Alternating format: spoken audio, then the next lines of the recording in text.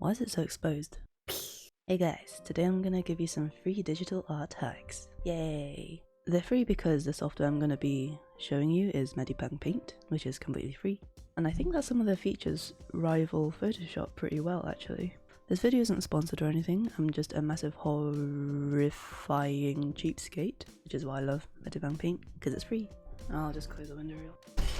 Also, I will say that this video isn't for complete digital noobs.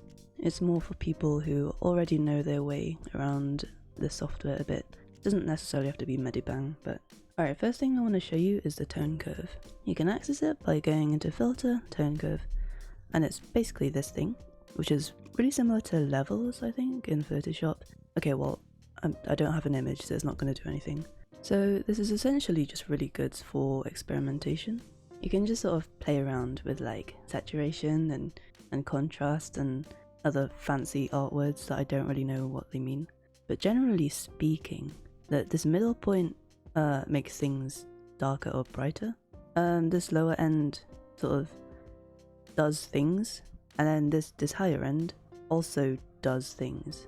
Wow, that's such a professional explanation. Anyway, I recommend you play around with this, experiment, and there's also the reset button if you want. What I actually recommend you do is copy the thingy-majig twice. Put the filter on one of them, the tone curve.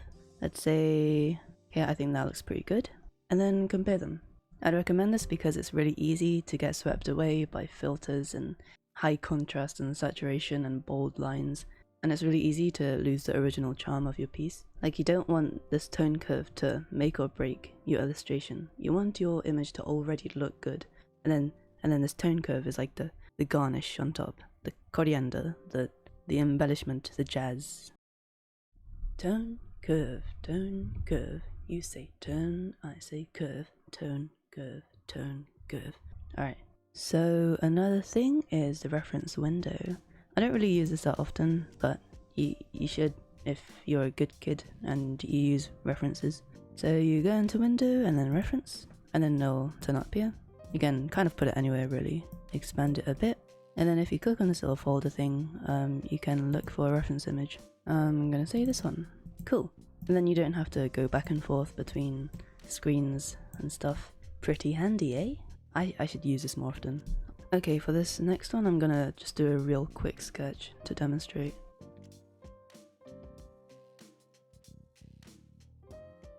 Say you have some line art, right? And you wanna fill in some stuff. I'm just gonna fill it grey. Okay, never mind. Balls. Let's just close off this section. Okay, let's say you wanna colour your image. I'll take a dark colour here just to make the point. And you'll notice that there's this sort of line near the edges where it hasn't exactly done its job and filled it. And then, you know, what I used to do was I'll just, you know, go over it. You can actually remedy this while on the bucket tool. Just go up to expand pixel and then select one. And then voila, you don't have the edges anymore.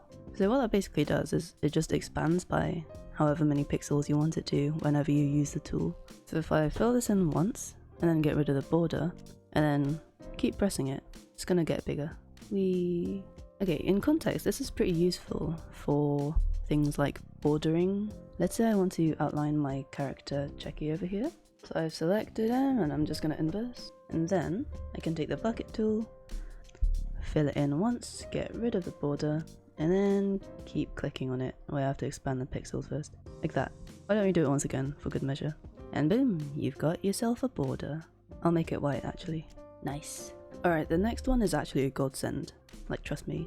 So you might have heard about Photoshop's liquify, and it just sort of, well, it liquefies your picture and then you kind of like smoosh it around a bit. Well, a pretty good rival of that is in Medibang Paint. If you go into select and then mesh transform, it'll present a grid to you with these little coordinates that you can move around, and it's basically liquify. Like, I could make her chest huge if I wanted to, and then her legs like wonky, and now she looks pretty darn weird. So this grid can actually go up to 12 by 12 points that you can move around. I suggest you keep to the lower numbers, mostly because you don't want to overdo it with these transformations. You gotta look at the big picture, you know? Alright, another thing that I highly recommend you do is use the folders. So they're right here next to all the other layer shenanigans. Oh, you can't see it. Balls. Yeah, let's get out of the way. So I recommend that you use folders, which you can find here down next to all the other layer stuff. And then whatever you're currently working on, just shove them in the folder. And you can open and close them, you can, you know, make them visible or not. But where the real power comes in is if you want to transform something. Let's say I want to transform all of these layers. Instead of doing them one by one, I can just click on the folder, Control T, to transform, and then transform them at the same time. Yum. Oh yeah, she's tiny. Not only can you do a normal transform, but you can also do a mesh transform on the folder, so it's the entire thing now. Yeah. And that is applied to all of the layers. And also what I tend to do is, I don't really like working in layers, like, I just think it's a bit of a faff. So if I feel like combining all of my layers into one, that's kind of a risky move, right? Like, it takes a lot of commitment. So I'll shove it into a folder, and then I'll copy and paste this folder, so that I'm now working on one layer, but I've still got backup layers in case I do something stupid. Yeah, honestly, I don't know what I'd do without it. Alright, now I'm gonna give you some shortcuts and hotkeys real quick. These are pretty intuitive, you know. B for brush, E for eraser, W for wand for selection, and a G for bucket, but the G is silent. Also, you can use the right and left keys on your keyboard to rotate. Whee! And the down arrow key will flip it left, right, left, right, left, right, left, right, left, right, left, right, do. And if you've lost track of which side it's meant to be on because you flipped it too much, this little icon at the top, let me just move you guys over. Yeah, that little icon at the top will tell you if it's flipped currently or not. Flip it back. Another thing, if you've used the wand to make a selection, you want to get rid of the selection view, just Control D and that'll get rid of it.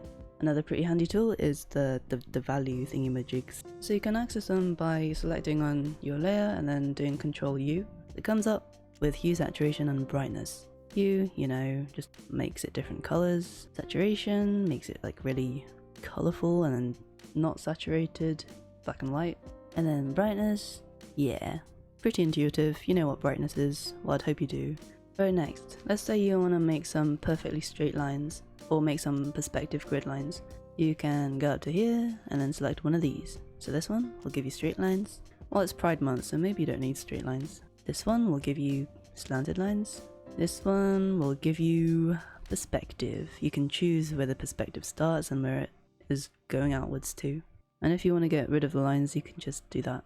And no matter where you put your pen, it's gonna, you know, stick to the grid, the lines. Pretty cool.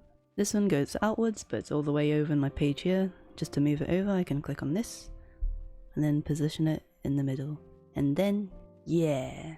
And then you can draw something like this. I don't know why you would, but you could. This one is just perfect circles.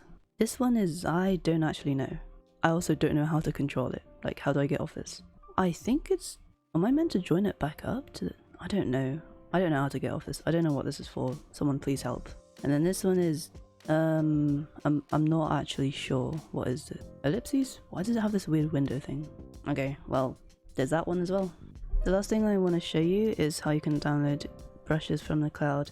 So Medibang already comes with pretty good default brushes, but you know, if you want to be a bit different, a bit quirky, you can go into the cloud. You're gonna have to log into it, by the way, and then you can download any of these brushes that you want. You just do that by double clicking.